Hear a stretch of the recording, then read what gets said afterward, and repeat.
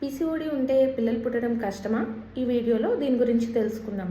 This is doctor Satya, consultant obstetrician and gynaecologist. Present ఉన్న జనరేషన్లో ప్రతి 10 మందిలోని ఒకరికి పీసీఓడి అన్నది కామన్గా ఉంటుంది. ఈ పీసీఓ అంటే నీటి పొడుగులని మీరు కూడా వినే ఉంటారు. పీసీఓడిలో ఏమవుతుంది అంటే నార్మల్గా మంత్లీ రిలీజ్ అవ్వాల్సిన ఎగ్ అన్నది వీళ్ళకి లేట్గా రిలీజ్ అవ్వడం కానీ, ఒక్కొక్క సైకిల్లో రిలీజ్ అవ్వకపోవడం కానీ జరుగుతూ ఉంటుంది. అంతేకాని ఎగ్స్ లేకపోవడము, ఎగ్ హెల్త్ బాగోకపోవడము అలా ఉండవు.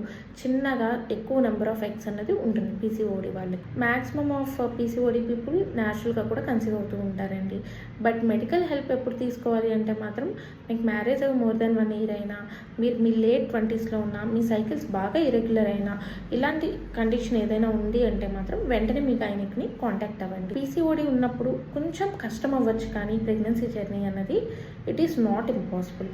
Through proper guidance you can get pregnant very easily. If you have any doubts regarding PCOS, you can ask me in the comment section. Do follow for more such content.